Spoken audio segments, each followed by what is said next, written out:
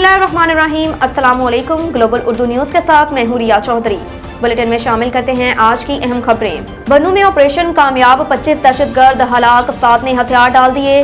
DG ISPR पाक फौज के शोबा तालुकात आमा ISPR के director general major general Ahmed Sharif Chaudhry ने खसूसी गुफ्तगू करते हुए बन्नू में CTD कंपाउंड पर हमला करने वाले दहशतगर्दों के खिलाफ ऑपरेशन की तफसीलात बताते हुए कहा, 18 दिसंबर को बन्नू में CTD कॉम्प्लेक्स में ज़ेर तफ्तीश 35 दहशतगर्द मौजूद थे। डीजी ISPR ने कहा कि CTD कंपाउंड पर बाहर से कोई हमला नहीं हुआ। CTD की तहवील में ही दहशतगर्दों ने यह सूरत हाल पैदा की। ज़ेर तफ्तीश दहशतगर्दों में से एक ने CTD जवान का हथियार छीनकर फायरिंग की थी। दहशतगर्द अफगानिस्तान जाने के लिए महफूज रास्ता मांग रहे थे। फरार की कोशिश नाकाम बना दी गई। पाक फौज के तर्जुमान मेजर जनरल अहमद शरीफ चौधरी का कहना था कि बन्नू में फायरिंग के तबादले में 25 दहशतगर्द मारे गए, 7 ने सरेंडर किया जबकि 3 फरार होते हुए गिरफ्तार हुए। इसके अलावा ऑपरेशन में पाक फौज का 1 सूबेदार और 2 सिपाही शहीद हुए। उन्होंने कहा कि दहशतगर्दों के मुतालबात को रद्द कर दिया गया। शोहदा की अजीम कुर्बानियां हमारे अज़म को बढ़ाती हैं। पाक फौज के तर्जुमान मेजर जनरल अहमद शरीफ चौधरी का मजीद कहना था कि मगरबी सरहद से दहशतगर्दी के जो ताज़ा लहर है उसे उभरने नहीं दिया जाएगा। जो हमारे खिलाफ आएगा उसका सर कुचल देंगे। उसके अलावा मेजर जनरल अहमद शरीफ ने तहरीक तालिबान पाकिस्तान से मुतल्लिक पॉलिसी भी दो टोक अंदाज से वाज़ा करते हुए कहा कि किसी भी किस्म के जत्थे या दहशतगर्द गिरोह को पनपने की इजाज़त नहीं दी जाएगी। हुकूमत की रड हर सूरत कायम की जाएगी। रियासत किसी भी दहशतगर्द गिरोह या तंजीम के सामने नहीं झुकेगी। वज़ीर आज़म का दो टोक पैगाम। बन्नू और दीगर इलाकों में दहशतगर्द का कार्रवाइयों की शदीद मज़म्मत करते हुए शहबाज शरीफ ने कहा कि पाकिस्तान में अफरा तफरी फैलाने की मज़मूम कोशिश कुचल देंगे।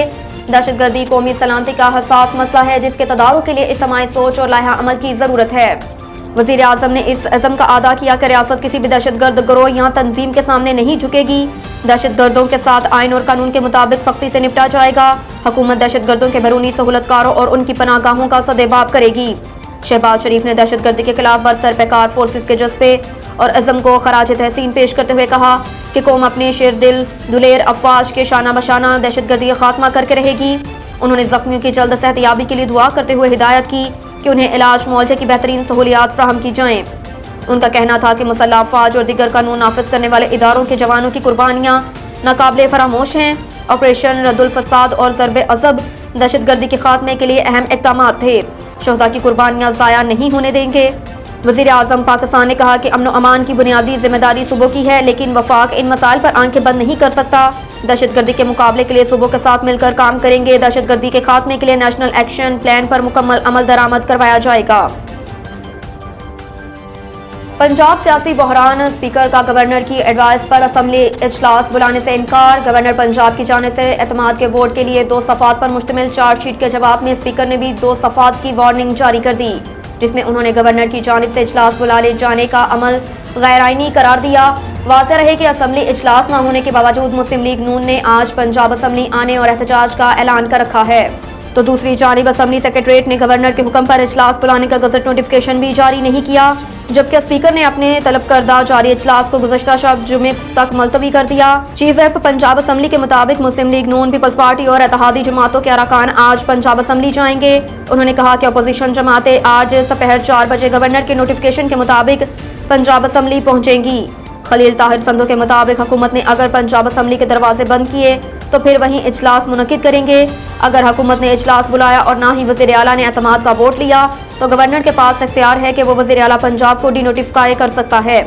उन्होंने कहा कि परवेज़ इलाही के पास अब एक ही ऑप्शन है कि वो एतमाद का वोट लें, वरना आईनी तौर पर अपने ओहदे पर बरकरार नहीं रह सकते। रहे कि गवर्नर पंजाब ने आज बुध को पंजाब असम्बली का इजलास तलब कर रखा है, जबकि स्पीकर पंजाब असम्बली ने आज इजलास न होने का ऐलान करते हुए इजलास जुम्मे के रोज तक मुलतवी कर दिया था। ताजरों ने 8 बजे रेस्टोरेंट्स और कारोबार बंद करने के फैसले को मुस्तरद कर दिया। सदर all Pakistan restaurant action committee ने हुकूमत के 8 बजे रेस्टोरेंट बंद करने के फैसले को मुस्तरद करते हुए कहा कि हुकूमत रेस्टोरेंट्स जल्द बंद करने के फैसले को फौरी वापस ले। सदर all Pakistan restaurants action committee ने कहा कि साबिक हुकूमत ने रेस्टोरेंट्स से इंडस्ट्री तबाह की और मौजूदा हुकूमत दिवालिया करने पर तुली हुई है। 6 करोड़ लोग फूड इंडस्ट्री से मुंसलिक हैं। 25 लाख खवातीन रेस्टोरेंट्स के कारोबार में शामिल हैं। अलावा अजीज सदर Karachi electronics dealers association Rizwan Irfan का कहना है कि दुकानदार 8 बजे दुकानें बंद करने के फैसले को मुस्तरद करते हैं।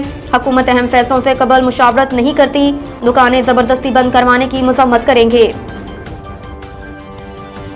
پرویز الہی کا الیکشن میں پی ٹی آئی سے قومی اسمبلی کی 15 نشستوں پر سیٹ ایڈجسٹمنٹ کا مطالبہ۔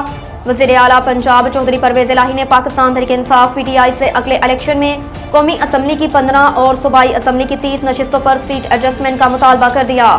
رپورٹس کے مطابق پرویز الہی اور پی ٹی آئی کے درمیان اگلے الیکشن میں سیٹ ایڈجسٹمنٹ پر فیصلہ اب تک نہیں ہو سکا۔ ذرائع کا کہنا ہے کہ پی ٹی آئی کا وفد پرویز الہی کے مطالبات لے کر عمران خان کے پاس جائے گا۔ عمران خان سے مشاورت کے بعد پی ٹی آئی وفد آج دوبارہ پرویز الہی سے ملاقات کرے گا۔